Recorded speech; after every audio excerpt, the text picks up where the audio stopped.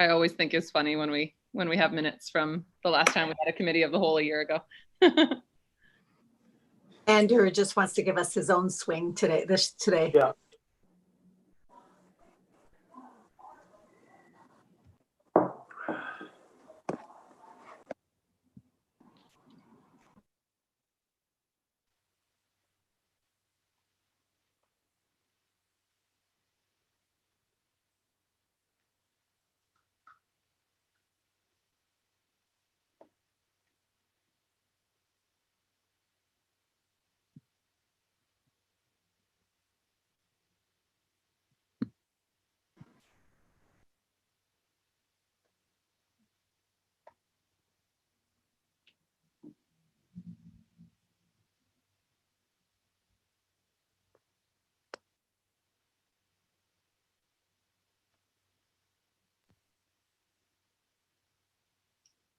Okay, it's 2 o'clock, so we will call to order our Committee of the Whole meeting of Council.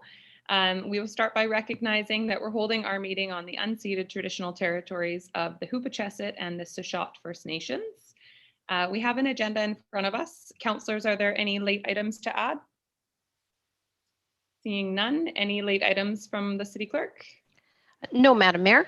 Thank you. Then would somebody like to move approval of our agenda? Second. Councillor Solda, seconded by Councillor Poon. All in favor? Carried. And we have adoption of minutes from the meeting held at 7 p.m. on February 3rd, 2020. Are there any questions or comments on? Okay, moved by Councillor Poon, adoption. There's seconded by Councillor Solda. Any comments on the minutes? City Clerk, could you just, I think for process-wise, because the minutes are a year old, was that the last time we had a Committee of the Whole, or is it just the last budget meeting, or? Actually, it was the last time that Council conducted a Committee of the Whole meeting. Shortly thereafter, we found ourselves in COVID, and when we switched to the electronic format, we actually suspended COW meetings moving forward. Now that we've been in this response for over a year and functioning meetings by Zoom platform, we felt it's appropriate to return to hosting COWs for these sorts of discussions. Great, thank you. So seeing no questions or comments on the minutes, on approval, all in favor? Carried. And we have no correspondence. So the only item of business we have today is new business, the 5-year financial plan for 2021 to 2025. And we have the Director of Finance to introduce it. I'll let you take over, Andrew. Thank you, Madam Mayor. Very excited to have my first financial plan start to finish. Last year I came in at the very end, obviously, and this year it's very, very nice to sit down with each budget manager, and thankful that I have the time with each budget manager to review the financial plan and understand some of the projects that we've been working on over the years, some of the levels of service that we provide at the city. So I really thank the budget managers for that. Thank Council for their direction too, to help set the plan. It's very helpful to hear that direction and the strategic priorities that fit within the financial plan, and it's great to have that there. So I think we're looking for the PowerPoint presentation. So I think that's going to be shared shortly. Okay, and so yes, I'm very excited to kick off this process, and looking forward to engaging with Council on this as we go through the next few months here. So today, what we will do is we'll provide a timeline that is recommended by staff for Council to consider. We'll look at the strategic priorities and how they are linked within the financial plan. We'll also put the projection up for the tax impact in the 2021 year, and of course the following years. Noting that when we started this financial plan, we were sitting at over 10% tax increase year over year, and understanding that we had to make some adjustments. We've done our best efforts to bring forward a plan that shows that we've had a tax increase lower than that, but still achieving the balance of delivering quality services and hitting the strategic priorities that council has set. So what we'll do today is we'll focus in on the 2021-2025 changes that have occurred over the prior year's plan. Talk about the parameters that drive those year-over-year increases, and then walk through the revenues, expenses, capital plans as far as where those changes are from the prior year. So we'll go to the next slide, and before we listen to me talk for an extended period of time, I'm going to hand this over to Twyla to go over the committee of the whole process. Yes, thank you, Andrew. So staff are proposing a combination of committee of the wholes and regular meetings of council as you move forward with the financial planning process for this year. Just as a refresher, committee of the whole operates similar to ordinary committees in that recommendations are forwarded to council for ratification, but its purpose is to allow all members of council an opportunity to engage in informal discussions on ideas and proposals which may eventually result in a recommendation to council. Structures of committee of the whole meetings allow the entire council to work towards a common understanding of an issue by listening and reviewing reports or receiving presentations, albeit in the same room and at the same time. Working in a committee of the whole can help council reach consensus and develop recommendations for actions over a series of meetings. Committee of the wholes allow staff to introduce their reports and respond to questions from council and members of the public on any matter, and include an opportunity to participate in deliberations, again on a more informal basis than what's typically found when you're at a regular meeting. It is also an appropriate forum for public delegations and expert speakers to appear. So with that in mind, I know Andrew has a slide addressing timelines, and there it's outlining opportunities for when staff are proposing that council carries out a committee of the whole versus a regular council meeting. And we'll be looking for your feedback when you get to that particular spot of the presentation today. Thank you, Twyla. So moving to the next slide, as Twyla indicated, we're looking at the timeline. So obviously we have to work backwards from the statutory deadlines to have our financial plan approved and the tax bylaws. That occurs in mid-month of May of every year, and this year it lands on the 14th. So working backwards, we looked at April 12th as a possible date to have the financial plan adopted, with the tax bylaw going forward on the next regular council meeting on April the 26th. Today, we'd like to introduce you and provide a summary of those dates that we have identified. Of course, council has the opportunity at any time to call a special COW or meeting in order to make the financial plan adjustments or changes should we require it. Obviously, we'd like to avoid that if possible, but if council feels like that is necessary, or if we feel like there is a need for that, we can obviously do that. We'd like to consider first reading on the 25th at the regular council meeting, so we'll have the financial plan go with the agenda on January 25th, that's next Monday. And then the committee of the whole is identified as a possible date on February 16th in order to address any questions from council and have another committee of the whole that would provide us with the opportunity to have the debate and review of any follow-up or required information. We're looking for a public engagement period, which is needed within the financial planning process. And we would have that on March the 1st. That's e-town hall, similar to what we had last year, but of course we'd be looking to do this on the Zoom platform. I think it went over quite well last year. The opportunity for input was provided, and we did have some engagement with the public. So once again, we're looking for the public to provide us some input at that time. And then we'll have additional opportunities through February, March, should we need to. Next slide, please. So the timeline is outlined here and the type of meeting, obviously with our desire to see a April the 12th adoption at the regular council meeting then. And then of course, having opportunities to have that engagement with the public on March the 1st. So, you know, there's opportunities on any other Monday to provide a committee of the whole. So If council feels this is a considerable public opportunity to have inputs, and council has the perception that this would work, we can move forward with this schedule and confirm that at our next meeting. So moving on to the next slide, please. So with the financial plan, it's important to note that strategic priorities do drive most of the vision within the financial plan. With that said, a lot of what we do provide is service that we've made decisions over the years to provide a certain level of service. So those continue, and that was actually a strategic priority of council.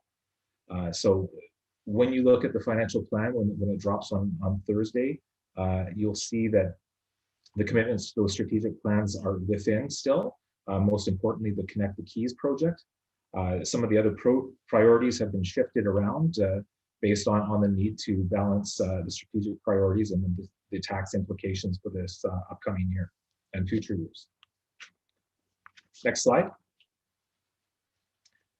So as we develop this plan, we know that we look at the 2020-2024 as a starting point.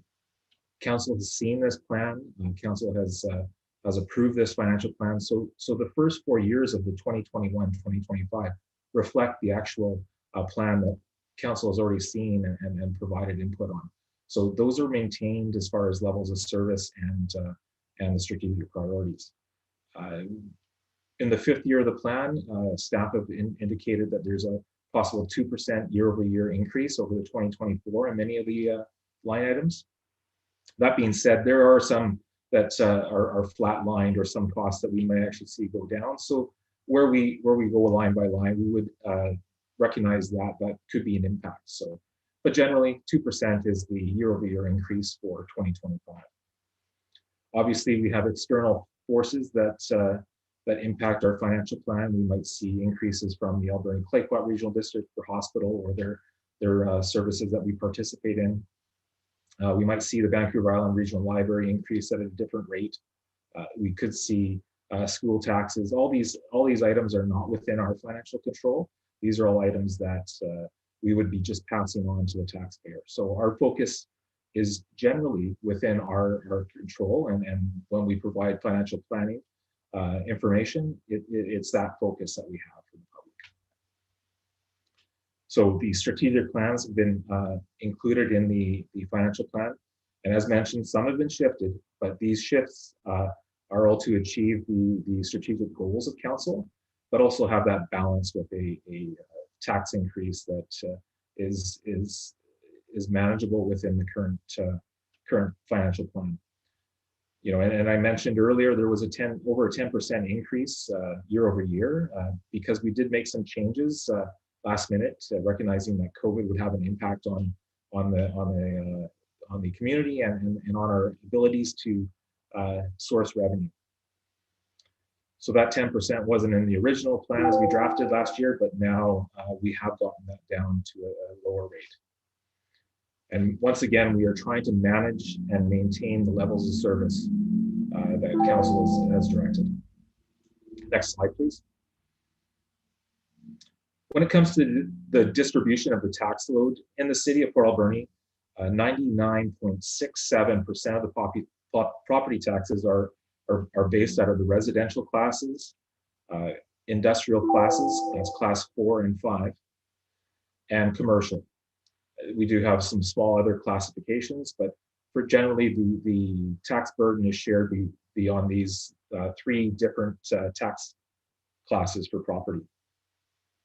In 2020, that was at the amounts that are shown here, so approximately 60% residential, just over 22.5% for industrial, that's classes 4 and 5, and commercial at 17.28%. Those burdens have been maintained in the 2021 tax year, and all tax increases are planned currently to spread equally across the classifications of those property classes. Next slide, please. So the current projected impact on taxation in the financial plan that is in draft at this time is going to be 3.95%. This was at 10%, and with some changes in utilization of our reserves and reprioritizing some projects, we have dropped this down from 10 to 3.95%. Another factor that we have impacting both residential and industrial this year, which is quite rare, is non-market change. So with non-market change, the property values in a certain class will see an increase over and above what was in that prior year's classification. So this would be an example like the new apartment buildings on the old ADSS site. Those are new non-market change, sorry. Those will help actually dilute the overall tax impact if we continue the same practice of setting the tax rate increase and then spreading it across the balance of that classification. We'll provide the information on the impacts of non-market change as we go through, because the 3.95% will actually be slightly lower with any non-market change in any classification. Next slide, please. So now I'll start looking at the revenue that we have projected for 2021 and forward. You'll note here that in the first year we had 3.95%. Then we moved to 4.79, and then following, approximately 4% as we go through. This is once again balancing the use of reserves that we have and still meeting the goals and objectives of council. In this past year, we received a grant for $3.5 million. This has a significant impact on the ability to adjust as we need to in the financial plan. We've seen some increased costs over the past year in 2020. We will recognize those and offset with this grant funding. We will have a report coming to council on the 25th, clearly identifying what could be used for the restart grant that the province has provided. It's very important to understand that we have to use this as intended, and this is a conditional grant. When it comes to Parks and Rec revenue, COVID was quite a significant impact on our Parks and Rec revenue. We did make some adjustments in 2020 based on some estimates that we had with the Director of Parks and Rec and myself and council, and even some of those changes that we made partway through the year, once we realized that we had the ability to reopen the aquatic center, we weren't achieving the revenue projections as we assumed. So we're going to have to use some of those COVID funds to replace some of those revenues that we lost in 2020. And with the COVID grant, that grant is available for use in 2020, 2021, and extended to 2022 should it be needed. When it comes to the waste services for the city of Port Alberni, we are going to see a different level of service. Currently, we are working with the Alberni Clayoquot Regional District to provide a change in service, and that would be moving the recycling collection through the city and starting the collection of organics. So we'll have an organics program. The Alberni Clayoquot is providing us a level of support in order for us to undertake these new changes to the waste services. So we'll see some revenue from the Alberni Clayoquot, but we'll also see some increased revenue from the utility charges. And aligning with council's goals, we will be making sure that the rate for the solid waste service will reflect the cost of providing that service moving forward. So in the next little while here, we should have some information coming to council and the public related to the Alberni Clayoquot changes in the service and how we are going to be providing a new level of service to the residents of Port Alberni. And when it comes to the gaming grant funds, we have seen a reduction of those gaming grant funds. Once again, we do have COVID funds to replace the revenue, so we didn't make any decisions on to remove some of those grant programs that we provide through the gaming funds. We continue to provide that in 2020, and in the draft plan, we'll continue to do that also with the gaming grant funds. So at this time, we see a projection of receiving the gaming funds, but if we don't receive those funds, we can start using the COVID funds to replace those revenues. Next slide, please. So we're moving into the expenses now. And once again, I just want to reiterate that what we are looking at today is any changes year over year that are significantly different than what council and the public is seeing in the financial plan. As an overall increase, we do have a QP contract, and we see a 2% increase year over year in the contract. So the plan reflects that. Also, the plan reflects the policy that we have for council and remuneration. When we last looked at the inflation rate for November over November, it was sitting at 1.1%. At this time, we have a 1.5% increase year over year for council and the remuneration for that. Exempt is also in the same boat.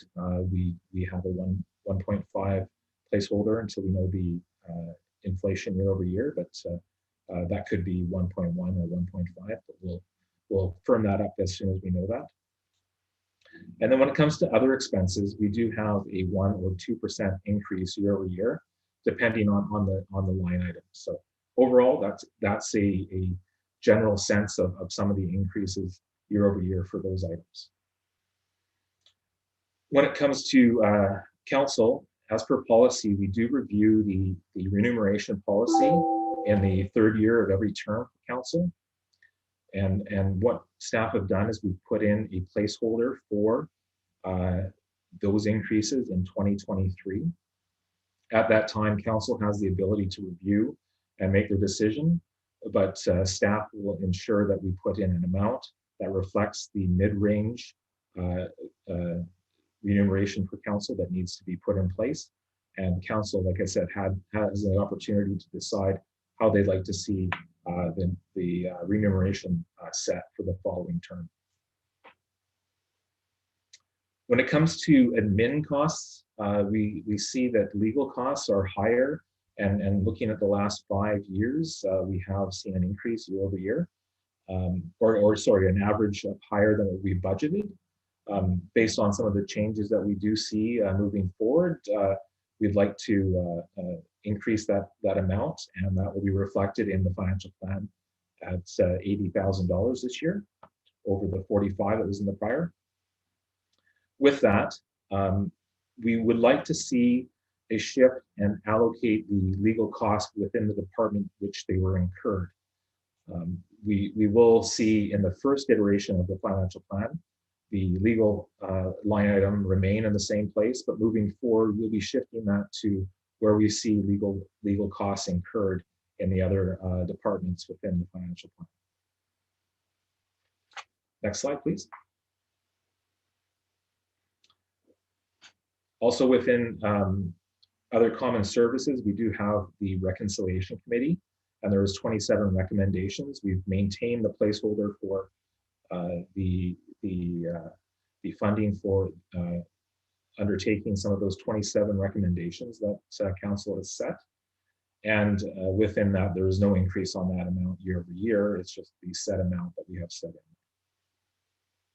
When it comes to information systems, one thing that we'd like to do is the same as legal expenses, start to shift the costs incurred for legal expenses and information system expenses to the department that drives the costs. So it better reflects the cost of providing that service to the community. Currently, we put all our software costs within information systems, and I think we'd like to see that cost move to the departments that incur the cost. With that, once again, we'll see this line item year over year look the same in the first iteration, but then we'll be shifting these costs to the other departments. But there would be no increase in cost unless we identify those. Within HR, we saw shifting of the training expense costs in 2020.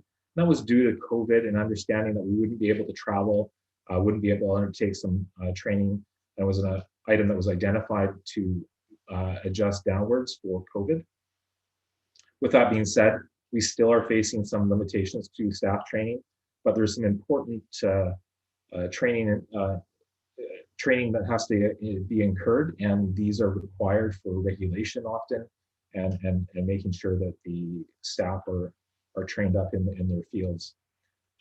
With that, there's a 70% return to normal staff training expenditures, and that will be seen in the first iteration of the financial plan. With council, there's a return to normal levels, understanding that the opportunity to possibly go to UMBC and other conferences are at the end of the year.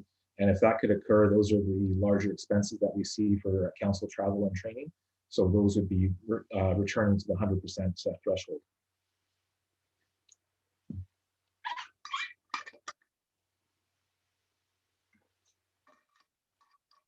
Next up is the RCMP contract. So this contains now the service liability, the prior severance liability that was a possibility of retro, and then the Green Timbers administration is now. So you'll see a larger year-over-year increase than in the past years. There's still some outstanding issues with or not outstanding issues, but outstanding impacts on the financial plan for the RCMP contract that we have with the RCMP. The wage increases from 2017 to present have not been negotiated and finalized yet, so we'll have to make sure that we utilize our emergency reserve for those possible impacts. With the community policing, we have a change in one of the strategic priorities that council has put in place, and we do have a building that we own now on 3rd Avenue.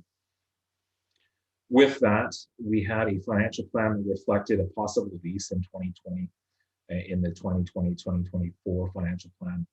That has been shifted now to ownership. So there's a larger upfront cost and a capital cost that are incurred in the 2020 and 2021 years to provide that building to utilize. With that, within the 5-year financial plan, the net impact of that purchase versus a lease would be virtually the same. So as we move past the 5-year point, we would see a net gain year over year based on us owning the building. And we do have an asset that if there is any changes that are required or any shifting in service, we can actually recover some of the costs. When it comes to fire, we've had some replacement of equipment that has been higher than normal. Or not higher than normal, but higher than planned in the ERF replacement fund. So with that, these increases are now reflected in the financial plan, and we have the realized cost of these trucks that we are replacing. Next slide, please. When it comes to public transit, council in March decided that we would not change the level of service. And we still provided transit, even though we weren't receiving any revenues from the fees that were collected as they entered. In June, that started again, but ridership was down. We did receive a transit restart grant, and that provided us the ability to still provide the service and not reduce the schedule and provide the much needed service to people that require that to get around town. With that, we did use some reserves up when we decided to pull some of our reserves from BC Transit out. And we, once again, we're seeing slower than normal ridership. Moving forward, over the next couple of years, that restart grants will be provided, and that will actually reduce the overall impact on the financial plan tax increases because of the restart grant provided by the senior levels of government. Those details will be shared in the financial plan and detailed, but it's approximately $260,000 per year that we receive for restart funds for public transit. When it comes to planning and development, another strategic priority of council, we have seen some additional resources to make sure that we provide the ability to have the development occur within the city. We are looking at a new hire starting on February the 8th, and that will support the development and planning group, and we'll see an increased cost in the financial plan for that. When it comes to the OCP, related with planning and development, that will have an update in 2021, and in 2020 we had a $80,000 plan for the OCP. And we've added another 75,000 so we can undertake that before the end of the year in 2021. When it comes to Parks and Rec, once again, the impact from COVID has been quite dramatic.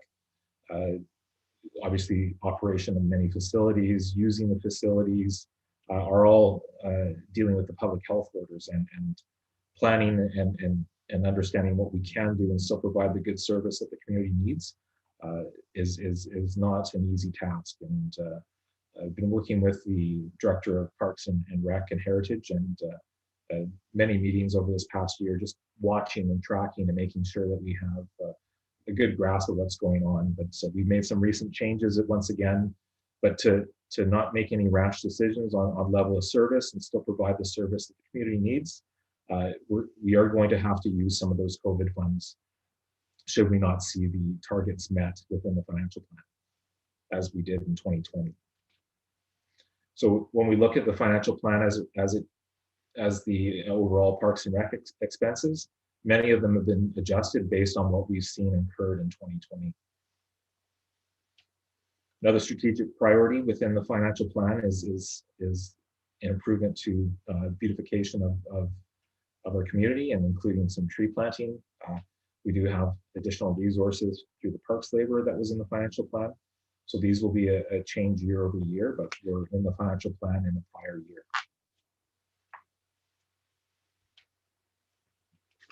Next slide, please. Next up, we have the capital plan.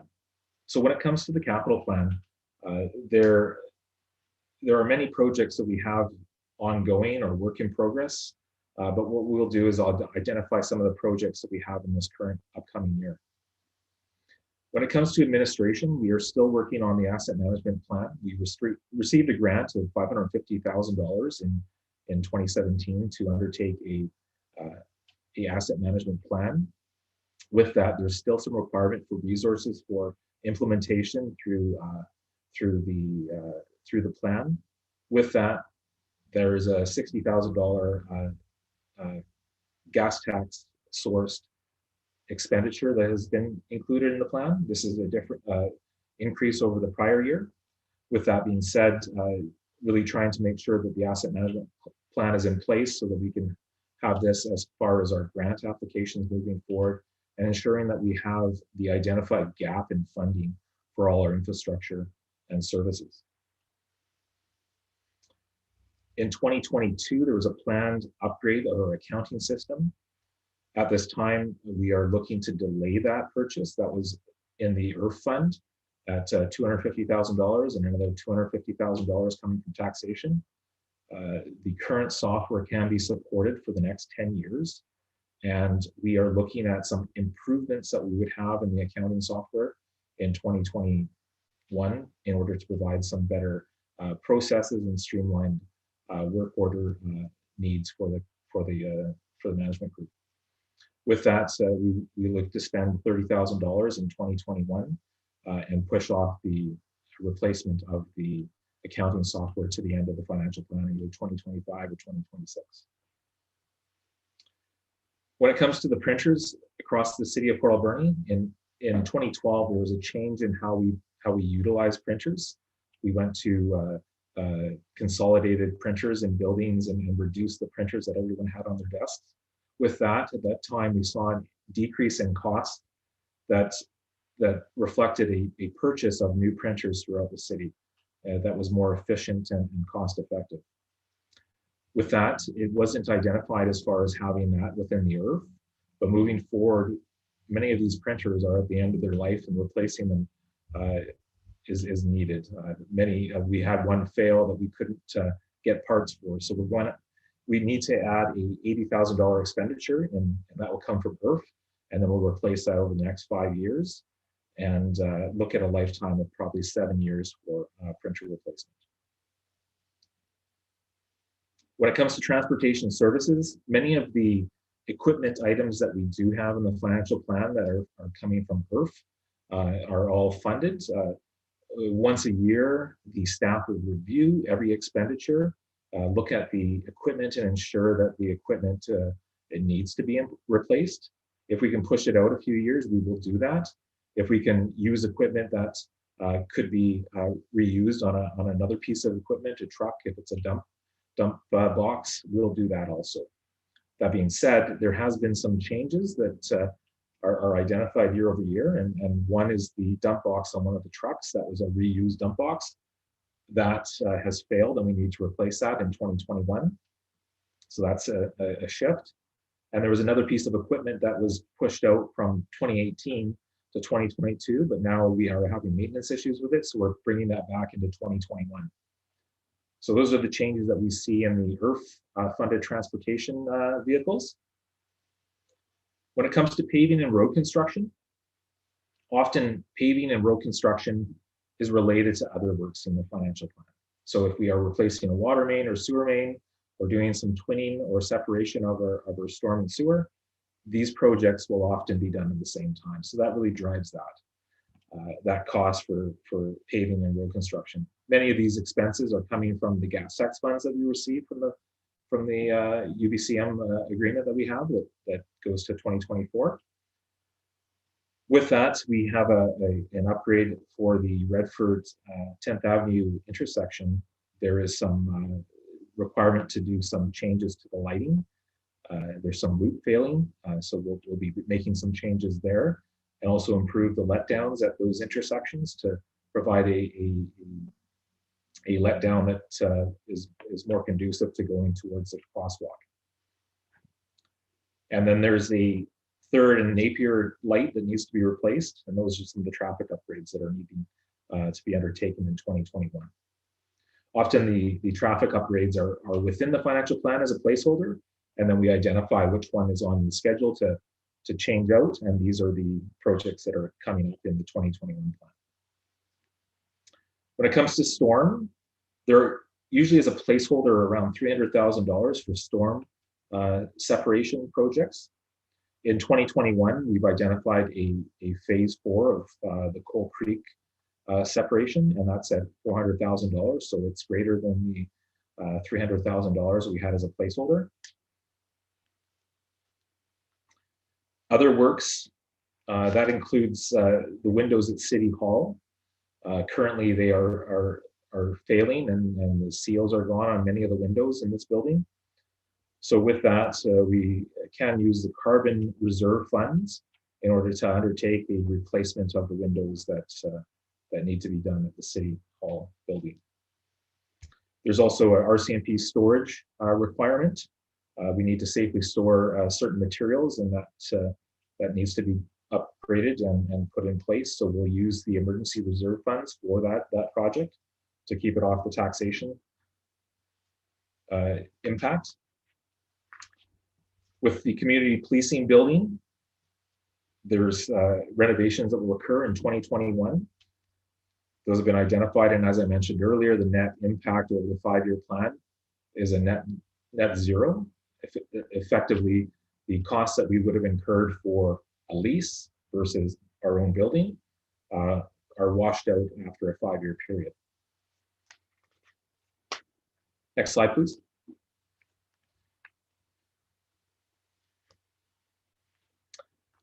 Within a strategic plan, the Connect the Keys project has been identified as a priority. With that, we see an expenditure in phases within the financial plan. In the previous financial plan, there was a impact on taxation. In order to balance out the impact on overall taxation, we are using reserve funds for those phases and a combination of grant funding. In the 3rd year of the phase project, there is a plan to use taxation. But at that time, it will be reviewed and understanding that if there is reserve funds that we could use at that time, we would undertake that.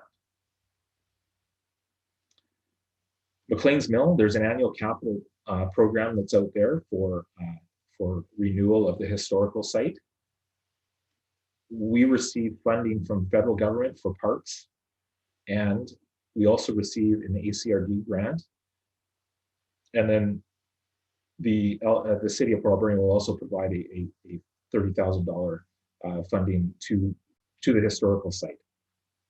So the way it works is that the ACRD and the city team up, and then the federal government provides that matching funding every year for the historical area of McLean's Mill. Parks and Rec facilities, there has been placeholders put in the financial plan for this. We reduced the amount that was in the placeholder. It was at 250,000, and we went to, we only have included projects that need to occur in the current year. So that was down to 140,000 from the 250,000 year over year. When it comes to waterworks and sewer projects, many of the projects have been reshuffled and rejigged in order to provide a project list that can be undertaken in the current year. Some projects have been on the list for many years, and what we'll do is provide council with a listing of all the projects that we have in the queue, some work in progress, and any projects that we might have removed based on just changing scopes or changing priorities based on the plan that we have in the past. So with that, we need to make sure that we have an alignment with our asset management plan for the sewer and water. It's a key driver that we need to have in place as far as planning for the future.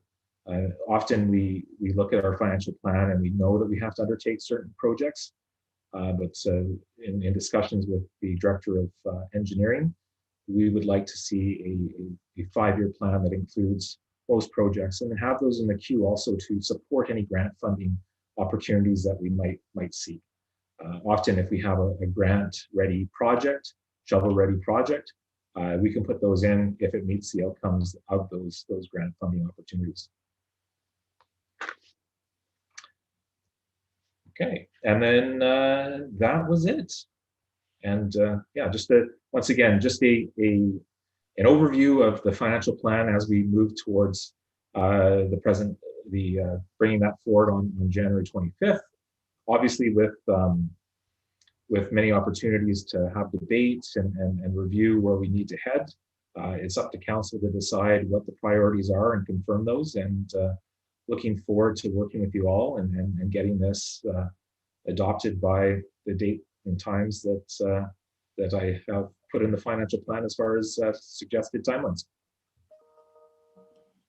Thank you very much, Andrew, for that presentation. Council, I know we don't have the full copy of the budget yet, so this was just intended to be an overview for us to get started. But that said, if people have questions, we can absolutely ask them now, just recognizing that more detail will come forward at the next meeting. Councillor Paulson. Councillor Thank you for the intro, Andrew. Just for myself and probably some other councillors, as we move forward through this, it doesn't have to be a great in-depth thing, but perhaps we could have a bit of a philosophical discussion about the impacts last year due to the changes we made with regards to COVID and things that are out of our control. I don't see us really getting back to any form of normalcy, and I could be wrong on this, until at least the third quarter of this year. And as we look through the ramifications and consequences of dealing with reduced capacity, maybe we could have that discussion. I know that we made many cuts last year to get our budget down to, I think it was around 1.3 or 1.4. What are the ramifications if we're in the same boat for this year? And it's just a general discussion. I need to know what the ramifications were from last year and what we may be looking at due to things beyond our control for at least the first 3 quarters of the upcoming year. Thank you. And Councillor Paulson, it might be helpful going forward for that conversation. I'm not sure if we can draw this information or not, but can we get a picture of how many people did not pay their property taxes last year compared to an average year? I know that One thing that we thought was interesting was that there were no properties in the tax sale this year. They were all paid, which is abnormal. We normally do have tax sale properties that go the 3 years plus into deferrals or into missing their payments. So I'm not sure if we could get that information to know, did more people not pay their taxes this year, or were we in line with similar ranges for what we normally are, just to help add some context to that. Perhaps the general overview of people that delayed their taxes. They probably got them paid eventually, but we may have to consider that for our residents. Taxation is a definite burden. Yeah, thanks. I think Councillor Paulson, that would be really helpful. Councillor Solda. Thank you, Madam Mayor. And I was kind of curious to know what loss we took throughout the COVID time. And I'm looking at, we've obviously saved on council travel. Where does that money go to? Does it get added into some department?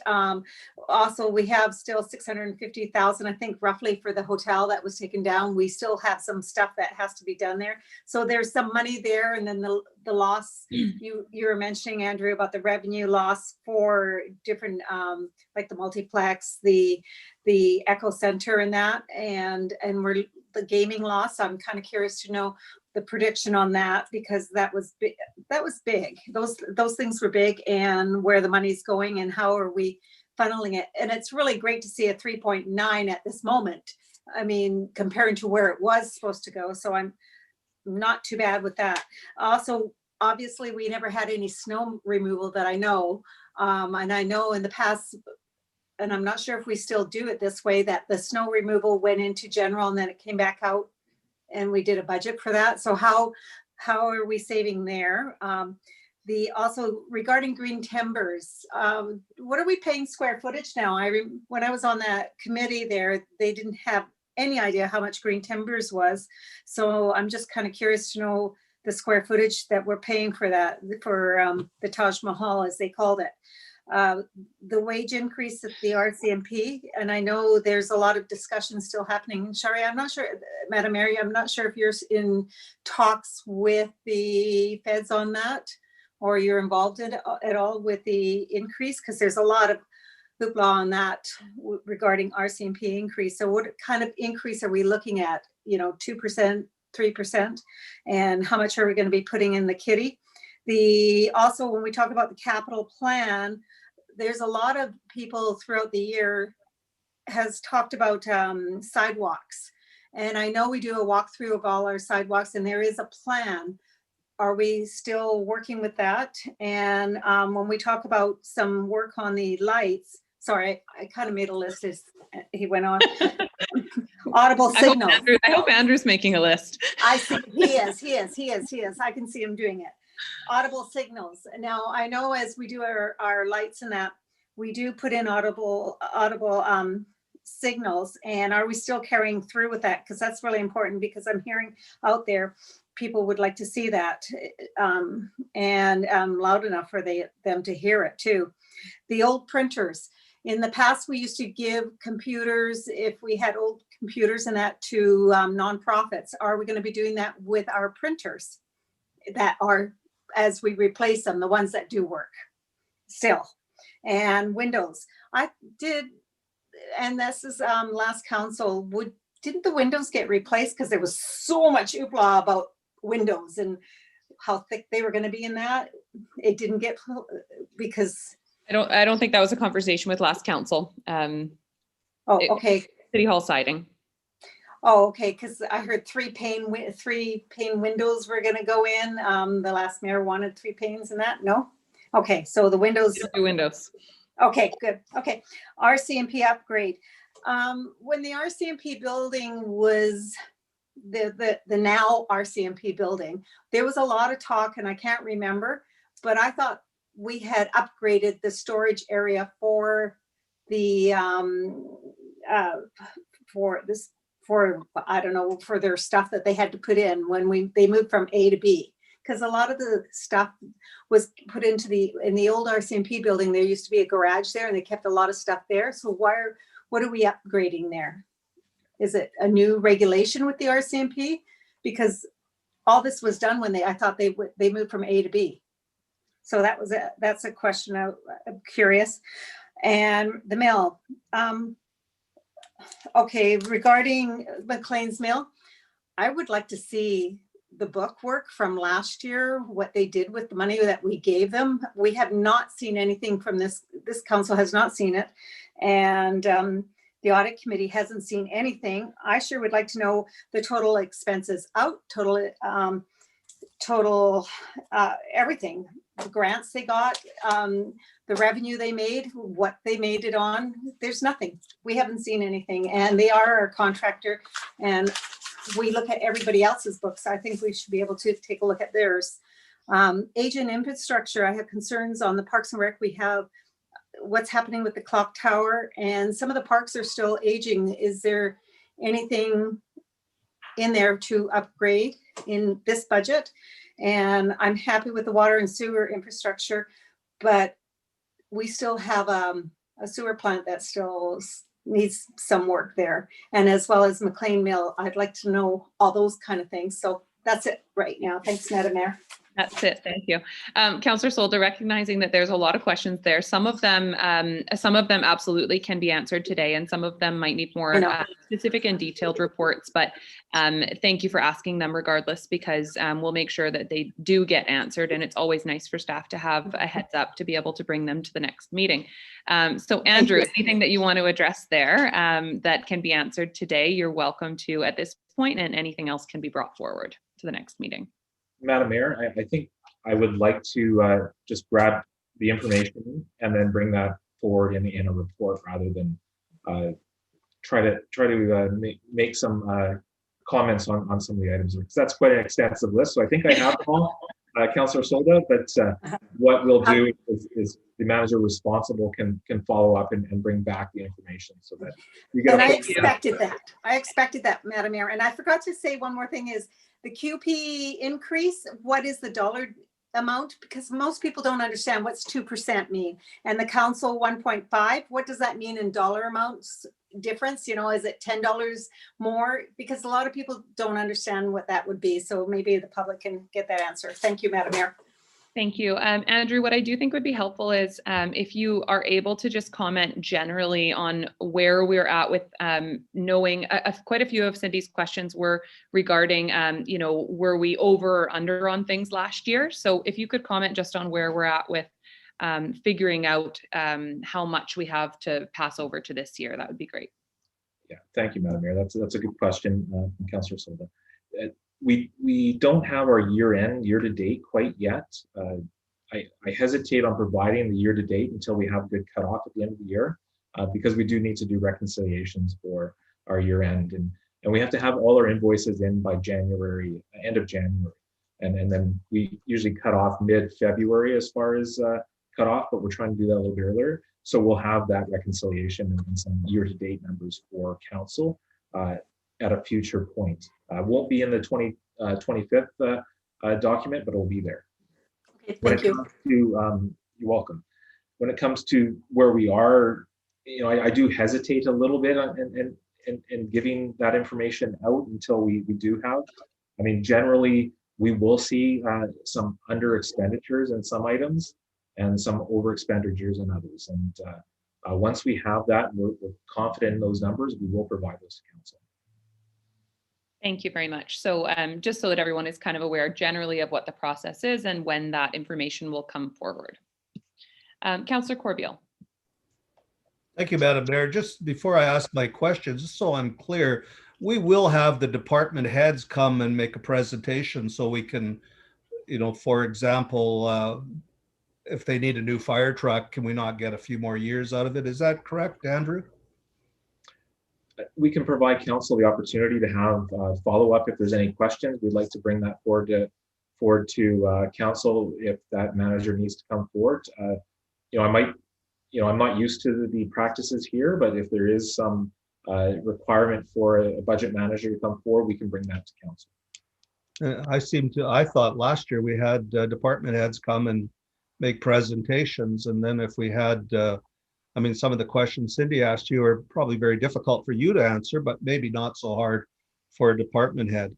Anyways, my Yeah. question was, I believe you talked about a public engagement session on March 1st. Is that the only opportunity for the public to engage in this process? Madam Mayor, absolutely not. And the public has the opportunity to ask questions as we go through the process in our normal question periods and anything in advance. So if the public would like to see or hear something, they can definitely have their input, and it doesn't have to be just on March the 1st. I mean, it is a little bit different this year with, we're doing everything by Zoom where, when we had the face-to-face meetings, we did have a fair bit of input from the public. Since we've gone to Zoom, not so much. Yeah, and Councillor Corbeil, thanks for that. As you'll see on our agenda, we do have public input / question period at the end of the meeting. And when we get to that part, I will ask the Director of Corporate Services to just highlight a few ways that people can connect with us. I think there's council@portalberni.ca is one email, but what's the best way if people do want to submit live feedback or questions during the meeting for us to have as input at the end, or if they want to log on to the meeting and, ask their own question, are they able to do that and how? So that's a great point. It's nice to have a designated meeting, but we do want to encourage people to engage with us throughout the whole process as well, not just at a specific meeting. So I will ask Twyla to highlight that when we get to that point of our meeting today, so that we can, and maybe put something on social media as well, so that we can ensure people understand going forward. And on your question about the individual presentations, I don't think at this point that was in the schedule for this year. But that said, if council would like individual presentations on each department manager's budget, then we can request that. And also at every meeting where we are, asking our questions, once we've had an opportunity to look in detail at the budget, the managers will be present if we want to ask a question of any specific manager. So, for example, many of Cindy's questions, of course, would be better suited to the specific managers. At a normal meeting where we've received the actual budget, we'll have the opportunity to ask those questions. Thank you. And always good to have a heads up before so that managers can be prepared with accurate information. Thank you, Councillor Paulson, and then Councillor Poon. Once again, Andrew, this is a couple things that can bring back later as we move forward. I wonder if you could do us all a favor, and I'm just referring to the gaming funds. And maybe we could have an overview, because I don't think that the general public is clear on what gaming funds actually get used for, and the ramifications of the fact that we're not receiving much, if anything, in the way of gaming funds, and what may be affected there. The second thing that, as I look through my notes here, is ringing a big alarm bell for me, is the RCMP contract retro to 2017. And I'd like to know what our exposure is with regards to retro pay on a contract. And I know that the contract hasn't been settled, so we don't have actual percentages, but I'd like to know what our exposure is. And we know it's going to be a large hit, and how we're going to pay for that. Thank you. And just to note, we have had a few conversations on this in public council meetings prior to this, where we've talked about having a certain amount, an estimated amount anyways, of the policing reserve fund dedicated to that unresolved contract. So I think we're covered there, but we can certainly get more information and understanding about it at the next meeting. Thank you for the question. Councillor Poon. Thank you. And thank you, Andrew, for the report. I think that I would appreciate seeing some presentations from department heads, even if it's just a quick 10-minute presentation, just to highlight some of the major requests in their budgets, and maybe some items that they could shave from their budgets as well. Thank you. Thank you. Councillor Haggard. Thank you, Madam Mayor. I have two questions. I noticed the director of Parks and Recreation is not on the call today, so you probably don't have an answer. But I'm just wondering if the painting of Harbor Key is on the radar at all in the future. Some other buildings within our community have been upgraded and painted, and Harbor Key is looking extremely sad. And even though there's no tourist, this past summer, more and more locals were going down there. So I think that's something that we really need to look at, or at least put on the radar. And my second question is there any funds that we've thought about directing to some upgrading of Third Avenue? I know that some people think that we shouldn't do little things because that might deter us from trying to do a big upgrade. But as you said in your presentation, Andrew, you're contributing $30,000 to upgrade your accounting software to push off doing a major upgrade for another few years. So I'm thinking that we could do something like that as well. If you want to attract people that are wanting to move to a more rural communities, I think we really need to start focusing on our uptown core. And I think we can do a lot of things and not spend a huge amount of money. So I was wondering if maybe you could think about directing some funds towards that, or at least maybe look at maybe getting some grant funding. I was on a call this morning and ICE-T did a presentation. So maybe there's some ICE-T funding there where you could try and get, or maybe some sponsorship possibilities. Thank you. Thank you, Councillor Haggard. CAO, did you have a comment to make? Thank you, Madam Mayor. I just would, I have a comment to make. These are all great questions and staff are capturing them, and we will bring you, we're considering, as in previous years, a question and answer living document so that anybody who comes into this process at any point can see all the questions asked at all the responses. By now you'll have noticed that this looks different than previous years. I think Director McGiffer's done a terrific job. We've had a lot of conversation at staff and somewhat with you, Madam Mayor, around what this process could or should look like. And as you know, we've hired some very talented managers from other, who have experience in other organizations. And Mr. McGifford and Director Slonsky have both implored me not to just perpetuate our practices of, in particular, department presentations. And so what we're seeing here is a process led by Mr. McGifford, and I think he's doing a great job so far. So I guess I'm asking council to, if you want department presentations, we'll bring you department presentations. We'd like to get you the answers you need in a little different way this year. So if you'll indulge us in that, we'd appreciate that. But if you're not getting what you want, then just say we want something different. How's that? Thank you. That's helpful. Thanks. Councillor Washington and then Councillor Solta. Thank you, Madam Mayor. Well, being last on the line, no fault of yours. Most of my questions, I can say Councillor Solda has asked them. One thing I would like to do is the council 1.5% increase. That would not happen in this term. It would be the term 2023, correct, Andrew? Madam Mayor, the increase will occur in the year per policy. So it's a CPI increase year over year based on the policy that was set by the prior council. Okay. So just my comments, Director or Councillor Washington, was to 2023, where we see that renewal or that review of the policy, and at that time we'll see the increase in the financial plan reflect a mid-range increase based on the review that we've done so far. So it's a placeholder to ensure that we have the information that reflects possibilities in the financial plan as we move through the years. Okay, and Councillor Schultz has already asked for the dollar figure on the QPA increase and the council increase.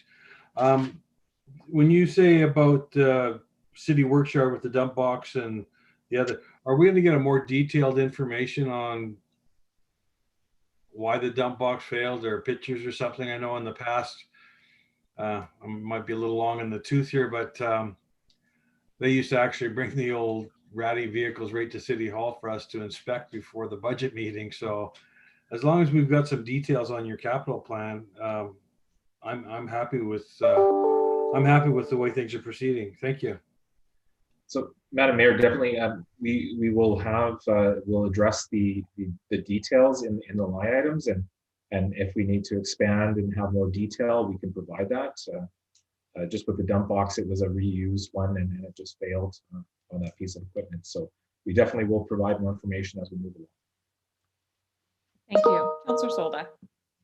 Yeah, regarding the department presentations, I have no problem with them. I just don't need to hear the whole, here's what we do in our department, because I've heard them for the last how many years, right? And I just would like it short and sweet if we're gonna go ahead with it. And here's what we want to do, our capital plan, right? That's all I need. I'll ask the in between if I need to know. So it doesn't matter to me. It'd be great maybe in the future that, because we have a lot of new people coming into Port Alberni, to have maybe a video on our Facebook page or something. Here's what each department does, just so people would understand that in the future, right? And that's how I'm looking at it. I just want to know what the capital plans, what they're going for, and how much it's going to cost. And also, Madam Mayor, maybe you can answer this, or our CEO, regarding Johnson Road. We've been looking at plans and that. We haven't had much chance to look at plans since our new world. Where we're going to go with that. Is that going to be part of this? And a lot of people predict that this COVID's going to be here for a while. So. Thank you. I can just remind everyone that Johnston Road improvements we are looking at with the Ministry of Transportation, and that is still in the planning stages. And although they did commit to us during UBCM that they will be doing some survey work for the Beaver Creek Road and River Road intersection, they haven't released their study that they did yet publicly. So I don't think there's a lot more that we can say on that. There's no budget amount for us at this point because it is a provincial road, and I think we're anticipating that the work will be done by the province, but our staff do continue to work with them on that. So council, we've had some conversation around whether or not we want department presentations. I wonder if we should wait until the January 25th meeting where we have the detailed budget, see and where we could bring back some answers to some of the questions that have been asked today as well. Ask our questions from there and then determine at that meeting if we feel we need in-depth department presentations, or if we are okay with asking questions and having department heads answer them where appropriate, rather than the specific presentations. Is council okay with that? I think we don't need to decide today. There's lots of time in the timeline. If we decide that we want to add them in February, we can add them in February. But it might be nice for us to actually see the detailed financial plan before we make that decision. Okay, great. Okay, any more questions for today? Councillor Smith. I'm sorry. Contingency funds for future projects. Could we also see that in a sort of a separate line or something, like we have a contingency fund for the sign, we have a contingency fund, money going into future development on, or whatever, McLean's Mill as an example. We've got lots of money going out there, like the insurance, the $1 million and stuff like that. I'd like to see those kind of things. What future projects have we got money being held for? Does that make sense? No. Okay. Are you asking about contingency fund, like per project policy, or just a list of future projects that are upcoming? Our list of future projects, and we have some money put away for it. Like we might have had a grant. Now we're just waiting for the next part of it, right? It'd be nice to see what we're holding some money for. So we do have our 5-year financial capital plan, but Director of Finance has been looking at, I think, some ways to kind of change the formatting of how we show projects that are already approved or partially approved. So okay, maybe we could leave that to the Director of Finance to bring back some further information. That would be good. And Madam Mayor, have we looked at thinking of having a nighttime? I know everybody's going, yeah, don't talk to me about it, but a nighttime meeting, because there's a lot of people that work during the day and obviously cannot watch a 2 o'clock Zoom. And maybe one budget meeting could be at night. Or it could be, if anybody has any questions here, that might be a good one too. It's just something I'm throwing out.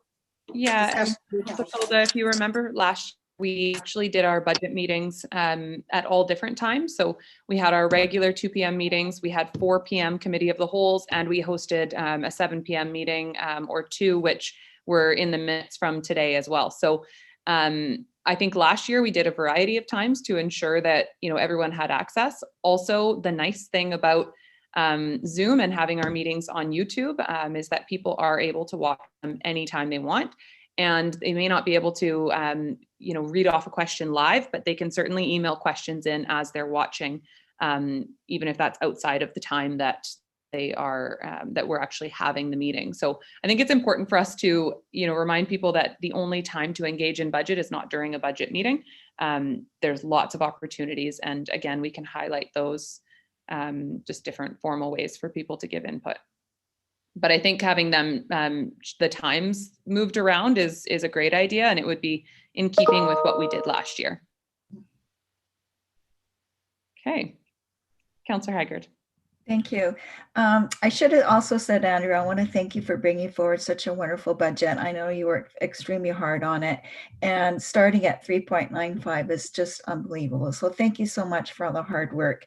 But can I just ask that if you could email us out your PowerPoint, because it helps me with my note taking so I don't forget things. I would really appreciate that. Thank you. Yeah, thank you. And I'll just echo that, Andrew. And I know obviously you did a lot of work with the CAO and with all of our department heads on getting this budget from where we left it off last year, projecting a 10% increase for 2021 down to, you know, a starting point of 3.95 is fantastic. I know that, you know, none of us were intending to have a 10% increase this year. It was a reflection of just the last minute changes we tried to make to respond to COVID as quickly as possible. And it ended up around 10%, but it's very refreshing to not be starting at that point because of course we would not be ever looking to finish a budget off around that point. It's nice to just have a much more reasonable starting point. So thank you. Okay, so we will go to next public input question period, and Director of Corporate Services, if we have any input or questions, and if not, if you could just provide information on how people can engage. Certainly. So we haven't received any direct questions or input today, but just to touch on the fact, the opportunities that are present for the public to engage with council, Committee of the Wholes are being structured very similar to the regular meetings, whereby we invite people to comment during the meeting and throughout, and we will read those out. We also have the opportunity that people can participate in real time, and they just need to reach out to the Corporate Services Department by 9 o'clock the morning of the meeting, and we can make those accommodations to include people. We want to stress the fact that regardless of the meeting type or time, members of the public can always engage with council and submit a question on any topic all the time. It doesn't have to be during a regular meeting or topic specific. And we would, as Mayor Minions, you pointed out, the best email to use is the council@portalberni.ca, and staff will be sure that questions of Mayor and Council are put forward so that you can consider those. To touch on the times of meetings, we will absolutely adjust those and shift them around similar to last year. And specifically with the e-town hall structure, we will definitely be looking to a evening start time similar to that of last year. Is there anything else I can comment on with regards to public engagement? Anything from council? Nope. One quick thing, Madam Mayor. Oh, sorry, go ahead, Councillor Solda. Yeah, can we also, are we going to put an ad in the newspaper just explaining that they can contact us anytime on our by email if they have text questions or anything like that, or input? For the financial plan? Yes. Absolutely. We could gear that more specifically when we're approaching the e-town hall format, and I can continue to share this message on a regular basis in our council summaries and as well during meeting times, if that helps to remind people that they're always welcome to communicate with us at any time. Thank you. That would be great. And I apologize, my internet is cutting out a little bit, but I think it would be valuable as well, if possible, to put something on our Facebook page and other social media platforms just to reiterate how people are able to submit feedback formally. And of course, people, connect with each of us personally and submit format or feedback in a less formal way. But it is nice if people can submit emails so that all of council can hear the feedback and be receiving the same information as well. Councillor Washington. Thank you, Madam Mayor. Just if we can add to get besides the Facebook page, if we can get a hold of the peak and get it out on in the morning part of the show of the radio broadcast. It seems people listen to the radio in the morning and then they say, oh, I didn't hear it because I was listening on the radio. But if we could get it there on the morning part for some kind of report and those timelines, that would be awesome. Yeah, and the Peak is a great tool for us to be able to use to get information out. I have never had so many people tell me that they have heard me on the radio than when we were doing mornings with the mayor. So those interviews, they were of course through the regional district around COVID, but they were super effective at getting information out to the public. So I think we'll leave this with our Director of Corporate Services to discuss with our communications department and bring back maybe a plan or implement a few different things, because people certainly receive information in a variety of ways nowadays. Okay, so seeing no other questions, thank you very much for that, Twyla. Would somebody like to move adjournment? Moved. Okay, moved by Councillor Poon, seconded by Councillor Corbeil. All in favor? Carried. Thank you very much. Have a great day, everyone.